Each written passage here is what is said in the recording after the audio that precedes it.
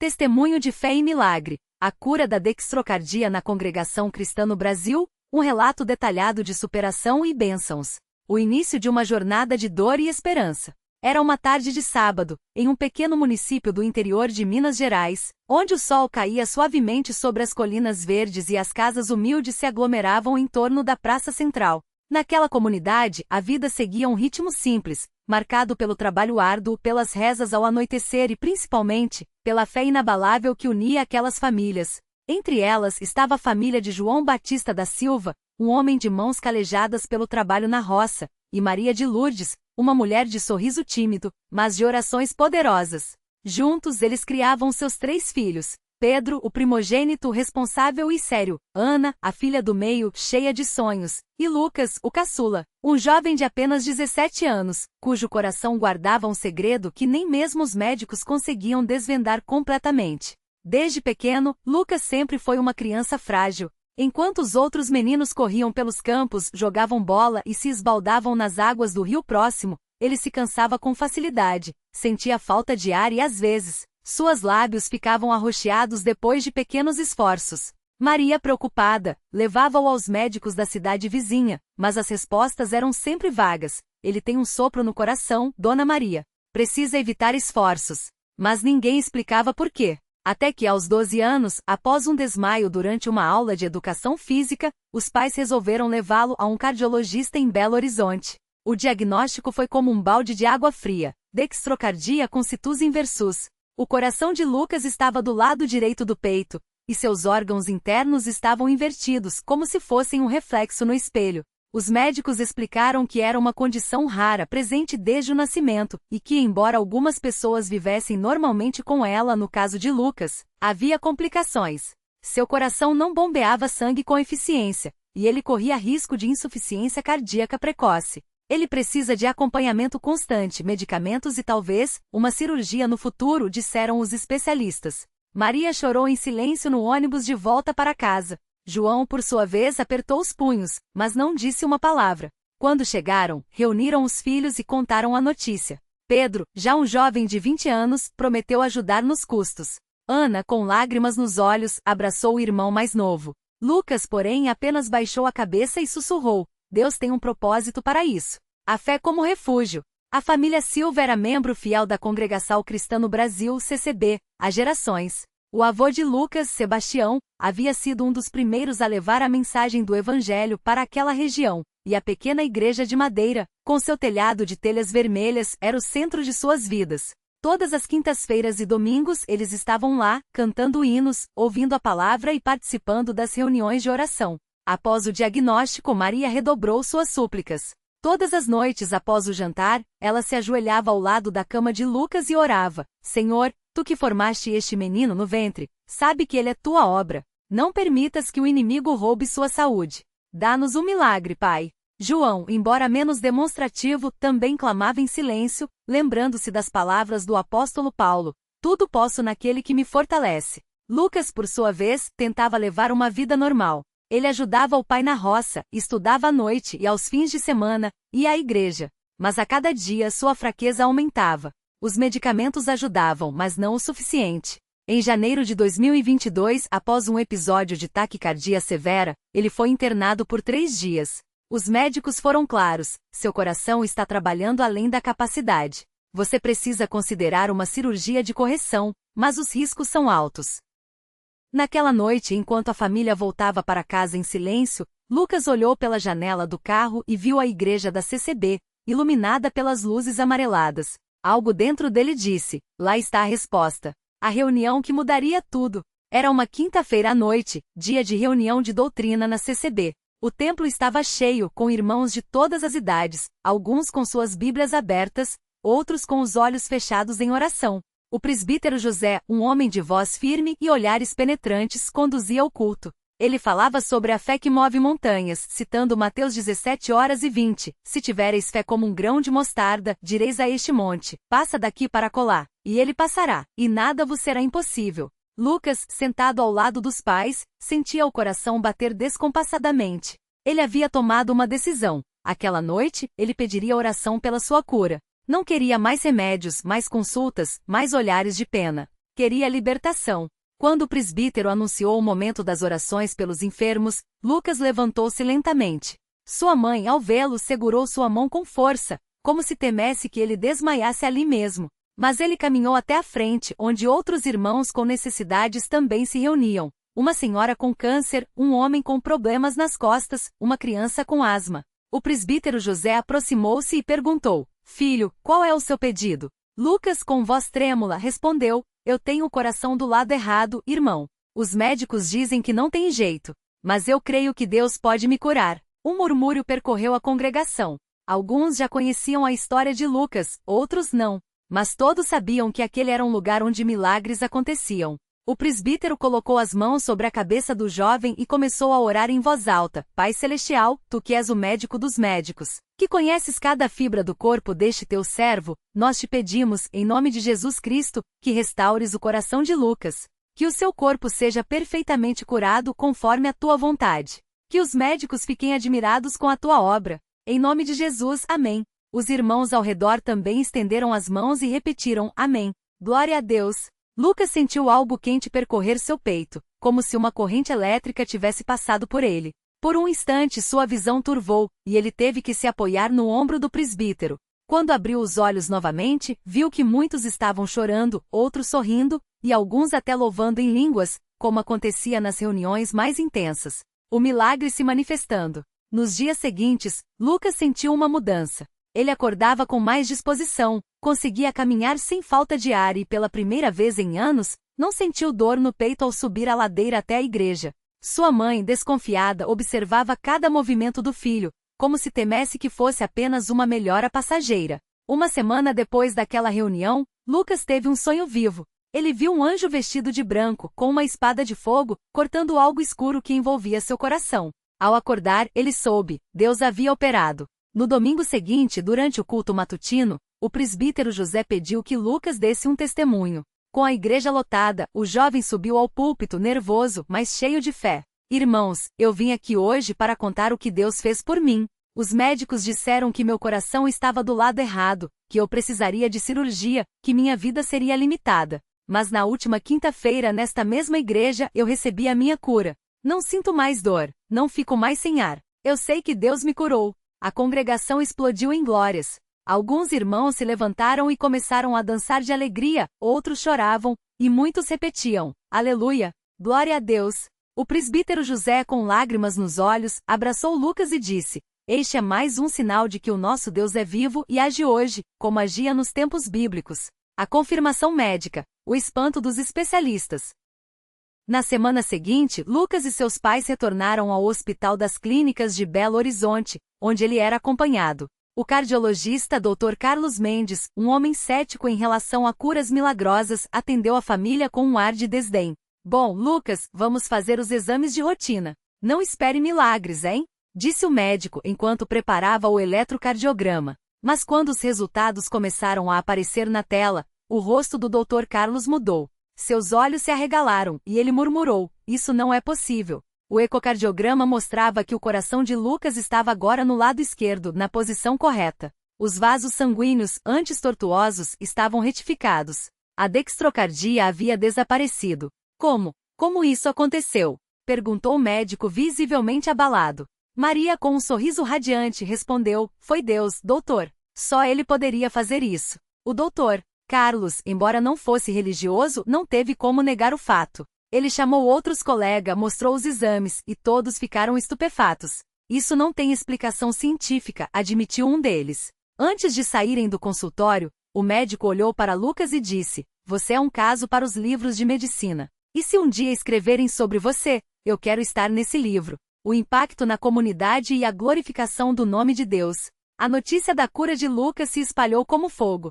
Jornais locais publicaram a história, e até uma emissora de TV regional fez uma matéria. A pequena igreja da CCB, que antes passava despercebida, agora recebia visitas de pessoas de cidades vizinhas, todas em busca de um milagre. Mas o presbítero José sempre lembrava: Não somos nós que curamos. É Deus.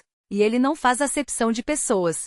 Se ele curou Lucas, pode curar a você também, mas é preciso fé. Lucas, por sua vez, tornou-se um testemunho vivo na congregação. Ele agora ajudava nos cultos, cantava no coral e, sempre que possível, compartilhava sua história com os jovens, incentivando-os a confiar em Deus acima de qualquer diagnóstico. Um dia, uma jovem chamada Rafaela, que sofria de depressão severa, aproximou-se dele após uma reunião e disse: Lucas, depois de ouvir seu testemunho, eu também quero crer que Deus pode me curar. Ele sorriu e respondeu: Ele já te curou, irmã. A depressão não é mais forte do que ele. Vamos orar? E ali mesmo, no pátio da igreja, sob as estrelas, eles se ajoelharam e clamaram a Deus. Semanas depois, Rafaela voltou radiantes: Eu não tomo mais remédios. Deus me libertou. Uma vida transformada, o chamado de Lucas. Com o passar dos meses, Lucas sentiu um chamado em seu coração. Ele queria servir a Deus de maneira mais profunda. Após conversar com o presbítero José e com seus pais, decidiu se batizar e se preparar para ser um obreiro na igreja. No dia do seu batismo, o rio próximo à cidade estava cheio. Os irmãos cantavam hinos enquanto aguardavam a cerimônia. Quando foi a vez de Lucas, o presbítero José o mergulhou nas águas e disse: Em nome do Pai, do Filho e do Espírito Santo, eu te batizo. Ao sair da água, Lucas sentiu uma paz indescritível. Ele sabia que sua vida agora tinha um propósito: levar esperança aos que sofrem. O reencontro com o passado e a confirmação da fé. Um ano depois da cura, Lucas recebeu uma carta do hospital. Era um convite para participar de um congresso médico em São Paulo, onde seu caso seria apresentado como um fenômeno inexplicável pela ciência. Ele foi acompanhado do presbítero José. No auditório lotado de médicos e pesquisadores, apresentaram seus exames antes e depois, as imagens do coração invertido e depois, na posição correta. Um dos palestrantes, um cardiopata renomado, disse: Este é o primeiro caso documentado de dextrocardia reversa sem intervenção cirúrgica. Não temos explicação para isso. Ao final, deram a palavra a Lucas. Ele, de pé, com a Bíblia na mão, disse: Doutores, eu não vim aqui para discutir ciência. Vim para dizer que existe um Deus que faz o impossível. Se vocês não podem explicar, é porque estão olhando com os olhos humanos. Mas Deus vê além. O auditório ficou em silêncio absoluto. Alguns médicos balançaram a cabeça, incrédulos. Outros, porém, se aproximaram depois para conversar com ele. Um deles, o neurocirurgião, confessou: Eu era ateu. Mas depois de hoje preciso repensar minhas crenças. O legado de um milagre. Hoje, 5 anos depois da sua cura, Lucas é um obreiro dedicado na CCB. Ele viaja por várias cidades, compartilhando seu testemunho e orando pelos enfermos. Sua família continua firme na fé. Pedro casou-se e tem 2 filhos. Ana tornou-se professora de escola dominical, e João e Maria, agora mais velhos, são pilares na igreja, sempre prontos a acolher quem precisa. A história de Lucas não é apenas sobre uma cura física, mas sobre uma fé que não desiste, sobre uma igreja que ora sem cessar e sobre um Deus que ainda opera milagres nos dias de hoje. E toda vez que alguém pergunta: Como você foi curado? Ele responde com um sorriso: Não fui eu. Foi ele.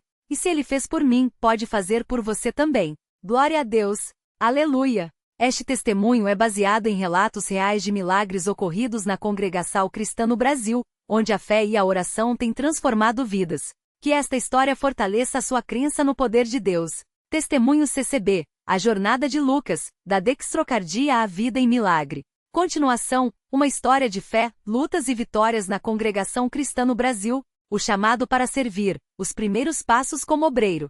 Os primeiros meses após a cura de Lucas foram marcados por uma mistura de gratidão e um profundo senso de propósito. Ele sabia que não poderia guardar aquele milagre só para si. Uma noite após uma reunião de oração, o irmão José Martins, um dos presbíteros mais experientes da igreja, aproximou-se dele com um olhar sério, mas cheio de carinho. Lucas, o Senhor te deu um domingo.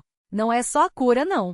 É a fé que você tem. Vi como você ora, como intercede pelos outros. Acho que Deus está te chamando para algo maior, disse o irmão José, colocando a mão no ombro do jovem. Lucas sentiu o coração acelerar. Ele já havia pensado nisso, mas ouvir da boca de um servo de Deus tão respeitado o fez tremer. Mas eu sou novo na fé, irmão. Ainda tenho tanto que aprender, respondeu com humildade. O presbítero sorriu, como se já esperasse aquela resposta. Todos nós somos novos em algo, filho. Moisés disse que não falava bem, Jeremias disse que era jovem e Pedro negou Jesus 3 vezes.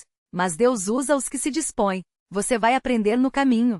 Naquela mesma semana, Lucas foi convidado a participar de um culto de doutrina para novos obreiros. Lá, Ele conheceu outros jovens cheios de zelo, como Rafael, um ex-dependente químico curado pela oração, e Marina, uma moça que havia sido libertada de uma doença mental após uma reunião de jejum. Todos tinham histórias de milagres, e todos sentiam o mesmo fogo no peito, o desejo de servir. Os estudos eram intensos.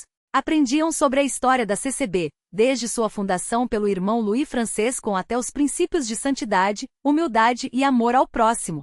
Lucas absorvia tudo como uma esponja, mas o que mais o marcava eram as noites de vigília, quando os obreiros se reuniam para orar pelas necessidades da igreja. Uma dessas noites, enquanto todos clamavam em espíritos, Lucas sentiu uma voz interior lhe dizendo: "Você vai levar minha palavra a lugares onde muitos não vão." Ele não entendeu na hora, mas guardou aquilo no coração. A primeira viagem missionária, enfrentando medos e descobrindo a providência. 6 meses depois, Lucas recebeu um convite inesperado: participar de uma viagem missionária a uma cidade no interior de Minas Gerais, onde a CCB estava plantando uma nova congregação. O irmão Antônio, líder da missão, era um homem de poucas palavras, mas de uma fé inabalável. Lá tem gente que nunca ouviu o evangelho direito. Muitos estão doentes, outros presos em vícios. Precisamos de homens que orem com unção, disse ele, olhando fixamente para Lucas. O jovem aceitou, mas à medida que a data se aproximava, o medo começou a bater. E se eu não souber o que dizer? E se as pessoas não acreditarem em mim? Pensava, enquanto arrumava sua pequena mala com a Bíblia, um caderno de anotações e um lenço branco, símbolo da pureza que a CCB tanto valoriza. No dia da partida, a igreja se reuniu para impor as mãos sobre os missionários. O irmão Pedro, seu pai, orou com lágrimas nos olhos. Senhor, protege meu filho. Dá-lhe palavras de sabedoria e coragem. Que ele seja um vaso nas tuas mãos, assim como foi na sua cura. O ônibus partiu ao amanhecer. Eram 8 horas de viagem por estradas de terra, comparadas em cidades pequenas onde a CCB tinha poucos membros. Em uma dessas paradas, em um povoado chamado Boa Esperança, eles conheceram Dona Maria, uma senhora de 70 anos que sofria de artrose severa e não conseguia mais andar sem muletas. Já orei tanto, mas parece que Deus não me ouve, confessou ela com os olhos cheios de dor. Lucas, lembrando-se de como também já havia se sentido abandonado, ajoelhou-se ao seu lado e começou a orar. Não foram palavras bonitas ou elaboradas, mas um clamor do coração. Pai, tu que me curaste quando os médicos disseram que era impossível, toca nesta serva. Dá-lhe forças para andar, para louvar o teu nome. De repente Dona Maria sentiu algo como uma corrente elétrica percorrer suas pernas. Ela tentou se levantar e conseguiu. Primeiro um passo, depois outro, até que aos poucos começou a caminhar sem as muletas. Os moradores que assistiam começaram a chorar e a glorificar a Deus. É um milagre! É um milagre! Gritava uma mulher, abraçando Lucas. Aquilo foi um marco em sua vida. Ele entendeu que Deus não o havia curado apenas para si, mas para ser um canal de bênçãos para outros. O encontro com a desconfiança, quando a fé é testada. Nem tudo foram rosas. Em outra cidade, Vila Nova, eles foram recebidos com ceticismo. O povoado era dominado por práticas de umbanda e espiritismo, e muitos viam a CCB como uma ameaça. Vocês acham que só porque rezam um pouco vão resolver os problemas da gente? Nossos guias são mais antigos que essa igreja de vocês. Desafiou seu João, um líder comunitário, cruzando os braços. Lucas sentiu um nó na garganta, mas lembrava-se das palavras do irmão Antônio: não discuta, ore. Não imponha, ame. Nós não viemos para julgar ninguém, seu João. Viemos porque Jesus nos mandou levar esperança. Se o Senhor quiser, podemos orar pela sua família.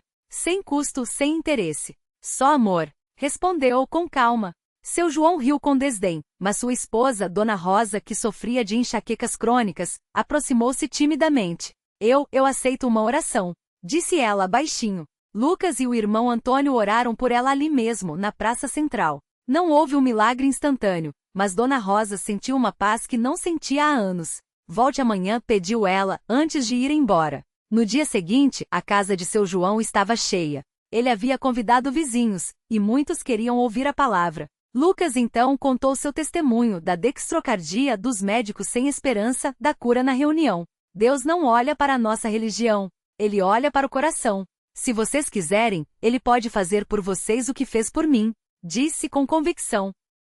Aquele foi o início de um pequeno avivamento em Vila Nova. Hoje há uma congregação da CCB na cidade, e seu João, depois de muito resistir, aceitou Jesus e foi batizado nas águas. O cotidiano de um obreiro, jejuns, visitas e a luta contra o canso. Ser obreiro na CCB não é fácil. Além das reuniões diárias, há visitas a enfermos, jejuns coletivos e estudos bíblicos que exigem disciplina. Lucas acordava às 4 horas da manhã para orar. Às vezes, o cansaço era tanto que ele adormecia de joelhos, mas persistia. Sua mãe, Ana, sempre deixava um café quente e um pão caseiro para ele antes de sair. Filho, você está muito magro. Come direito, senão vai adoecer de novo, dizia ela preocupada. Não se preocupe, mãe. Deus me sustenta. Respondia ele, sorrindo, mesmo com os olhos fundos de tanto jejum. Uma das coisas que mais o marcavam eram as visitas aos hospitais. Certas vezes ele ia sozinho, outras acompanhado do irmão Manuel, um obreiro mais velho que tinha o dom de consolar os aflitos. Em uma dessas visitas conheceu Carlos, um jovem de 22 anos com câncer em estágio avançado. Os médicos haviam dado poucas semanas de vida. Por que Deus permite isso, irmão Lucas? Eu tenho fé, oro todos os dias, perguntou Carlos com voz fraca. Lucas não tinha uma resposta pronta. Ele segurou a mão do rapaz e chorou com ele. Não sei por que o sofrimento existe, irmão, mas sei que Deus não nos abandona. Mesmo que a cura não venha como a gente quer, Ele está conosco. E se for a vontade dele, você vai sarar. Mas se não for, Ele vai te levar para um lugar onde não há mais dor. Carlos faleceu 3 semanas depois, mas não sem antes pedir para ser batizado. Lucas nunca esqueceu aquele dia.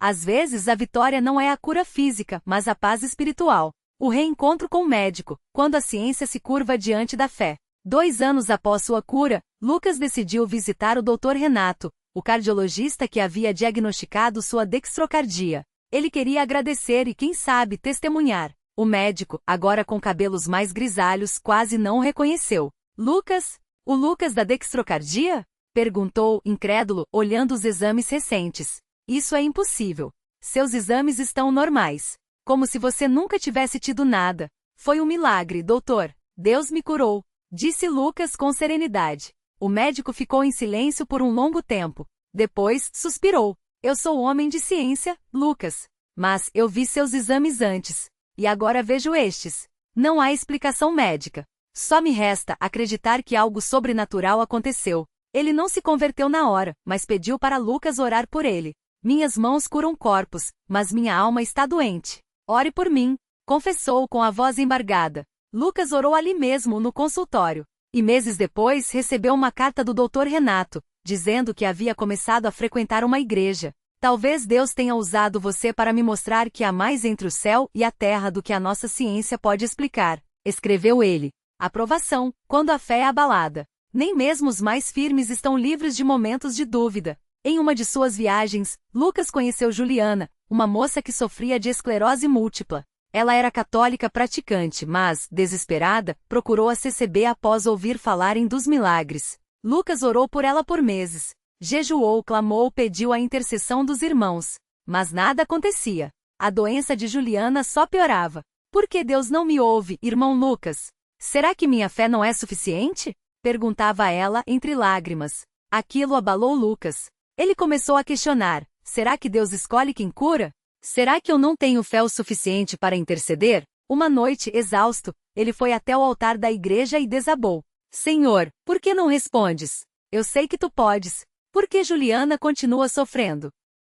Não houve uma voz do céu, mas uma paz inexplicável encheu seu coração. E de repente ele entendeu. A fé não é uma moeda de troca com Deus. Não é eu acredito, então ele tem que me dar. É confiança, mesmo quando não vemos o resultado. Juliana faleceu alguns meses depois. Mas, antes de morrer, ela pediu para ser batizada e disse a Lucas: mesmo que a cura não viesse, você me mostrou que Deus não me abandonou. Isso já foi milagre suficiente. Aquilo mudou a perspectiva de Lucas. Ele aprendeu que nem todo milagre é a cura, mas toda cura é um milagre. O casamento e a continuidade do legado. Anos depois, Lucas conheceu Larissa, uma jovem obreira que trabalhava com crianças na escola dominical. Ela tinha um sorriso que iluminava a igreja e um coração tão dedicado quanto o dele. Você acha que Deus nos juntou? Perguntou ela certo dia, enquanto organizavam materiais para uma campanha evangelística. Acho que Ele está nos preparando para algo maior, respondeu Lucas, sorrindo. Eles se casaram em uma cerimônia simples, mas cheia de significado na própria igreja.